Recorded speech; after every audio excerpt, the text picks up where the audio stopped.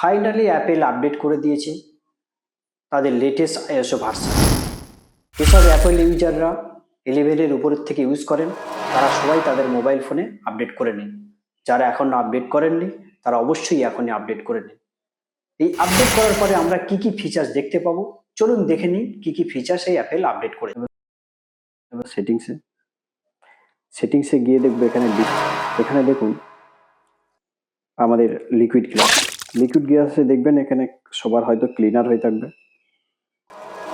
এখানে আপনারা টাইমার করে নেবেন। তাহলে দেখবেন এখানে একটা পরিবর্তন এসে গেছে, দেখুন এখানে একটা কালার শ্যাপ মতো এসে গেছে, পরিবর্তন। এবার আমরা ক্যামেরা সেটিংসে যাব। ক্যামেরা সেটিংসে আমাদের আগে কি হতো, যখনই আমরা দেখতাম ফোন অফ থাকলে, কোনো সময় পকেটে থাকলে এরকম পাশে টানলে আমাদের ক্যামেরা অন হয়ে যেত, পাশে টানলে আমাদের ক্যামেরাটা অন হতো।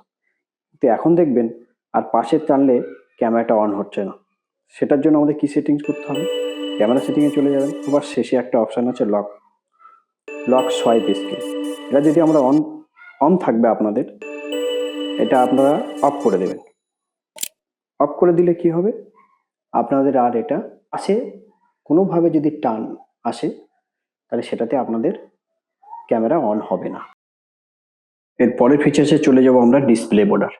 দেখুন আমরা যখন কোনো কিছু ডায়াল করতে হয়, ডায়াল প্যাডে দেখুন এখানে কোনো বর্ডার নেই, চারপাশে দেখুন বর্ডার নেই। এবার আমরা এখানে বর্ডার ক্রিয়েট করতে পারবো কিভাবে, প্রথমে সেটিংসে চলে যাবেন। সেটিংসে চলে গিয়ে দেখবেন অ্যাক্সেসিবিলিটির পরে ডিসপ্লে অ্যান্ড টেক্সট, এখানে দেখবেন সব বর্ডারটাকে অন করে দেবেন। দেখুন তারপরে আপনার এখানে বর্ডার চলে এসেছে, কেমন উজ্জ্বল দেখতে সুন্দর বর্ডার চলে এসেছে। আপনার ফোনটাকে ফাস্ট করার জন্য আপনি প্রথমে সেটিংসে চলে যাবেন, অ্যাক্সেসিবিলিটি, মোশন, ওখানে দেখবেন একটি অপশান আছে রিডিউস মোশন, ওটাকে আপনি অন করে দেবেন। আপনার ফোন আগের থেকে অনেক ফাস্ট চলবে।